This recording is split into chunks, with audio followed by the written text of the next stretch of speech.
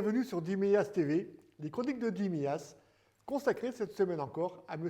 Auguste Escoffier. Alors la semaine dernière, je vous avais parlé d'Auguste Escoffier l'humaniste, celui qui est amené à manger aux plus démunis. Vous pouvez retrouver cette vidéo dans le descriptif en dessous de celle-ci de vidéo. Avant de vous parler d'Auguste Escoffier et ses engagements pour l'avancée sociale des artisans, je vais vous parler d'Auguste Escoffier, l'inventeur.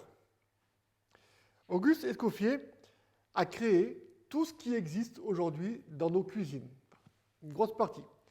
Je parle des outils, je parle du matériel, mais je parle également du mode de fonctionnement et de tout ce qui fait aujourd'hui que l'on puisse amener à manger aux personnes dans les restaurants d'une façon optimale. Alors, on va parler des inventions techniques. Évidemment, il a travaillé sur des couteaux de formes différentes qui permettent de gagner du temps et de la qualité dans le travail des cuisiniers. Ces outils, on les utilise toujours aujourd'hui et on remercie M. Escoffier parce que ça nous facilite bien la vie. Mais il a été aussi précurseur sur la réalisation des pianos de cuisine. Il a notamment fabriqué un piano que vous pouvez voir au musée Auguste Escoffier à Villeneuve-Loubet, un piano à chaleur différenciée. En fait, à l'origine, les pianos étaient chauffés à bois. Et donc, il a créé des systèmes avec des emplacements différents pour mettre plus ou moins de bois et des tubes de tailles différentes qui permettent d'amener des sources de chaleur sur le piano différentes. Ce qui permettait de pouvoir mijoter, de pouvoir cuire, de pouvoir marquer à très forte température les aliments. Ce qui amenait de nouvelles techniques de cuisson également. M. Escoffier a surtout travaillé sur l'organisation de la cuisine. Comment ça marchait avant? Avant, c'était simple. On commandait une assiette, on commandait un plat, et le cuisinier fabriquait le plat complètement, et ce plat-là était apporté aux convives.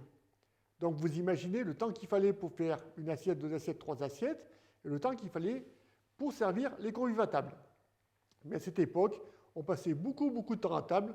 Je vous rappelle, il n'y avait pas la télévision et on avait le temps de manger. Aujourd'hui, c'est compliqué. Avec le travail, avec les liens sociaux, les repas se sont énormément raccourcis.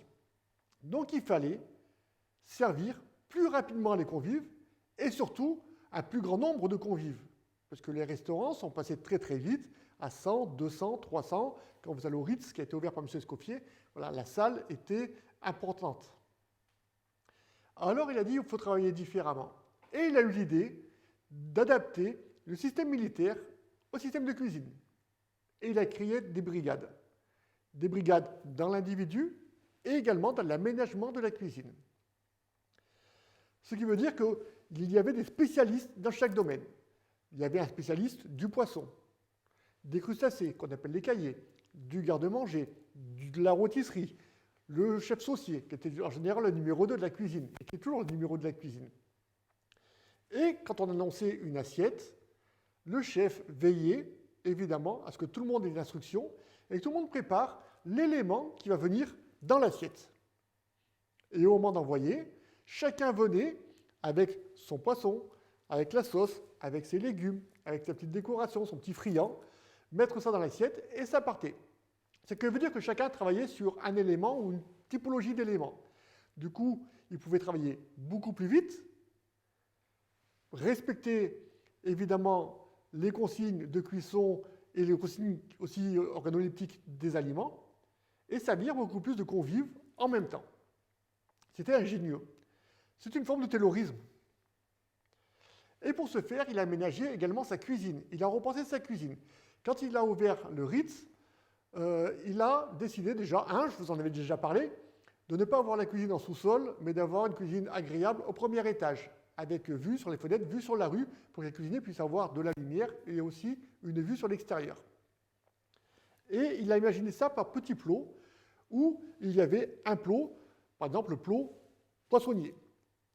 Et dans le plot poissonnier, il y avait le chef de partie des poissons avec ses commis. Alors comment on va les reconnaître? Tout simplement, au lieu de mettre des petits pins comme ça peut avoir à l'armée, il a décidé de travailler sur les toques. Et donc plus la toque était haute, plus on arrivait vers le haut de la hiérarchie du chef de cuisine. Plus la toque était basse, plus on arrivait au commis où ils avaient un calot. Et c'est comme ça qu'on reconnaissait chaque personne dans la cuisine et qu'on reconnaissait les responsabilités de chaque personne dans la cuisine. Donc c'est une forme de management novatrice, encore une fois. Il a été très loin dans le fonctionnement de sa cuisine, dans le management, puisqu'il a été le premier à interdire le tabac et l'alcool aux cuisiniers pour leur permettre de développer leur palais et avoir meilleur goût. D'ailleurs, c'était un des premiers qui demandait à ses cuisiniers de goûter ce qu'ils servaient, ce qui permettait d'accroître la qualité des produits qui étaient servis aux convives.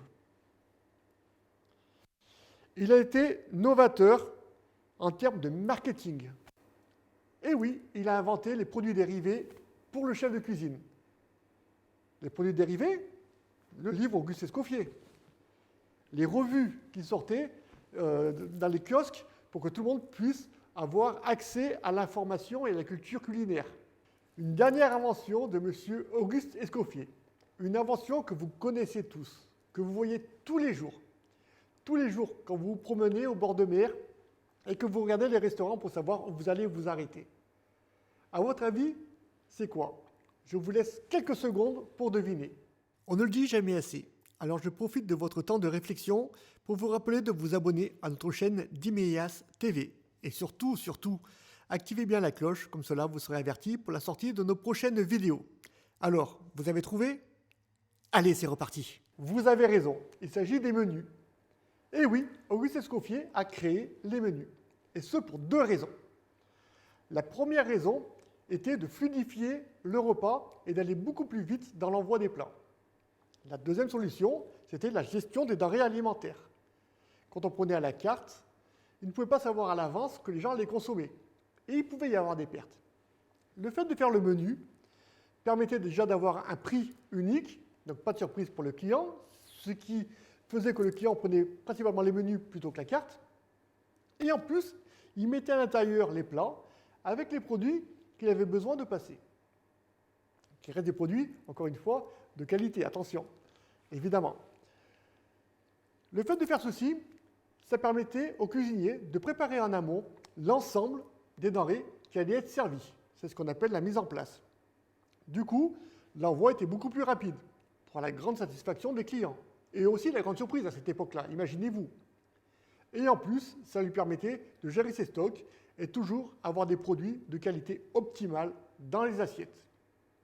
C'est pour ça qu'on qualifie Auguste Escoffier comme un génie et un inventeur.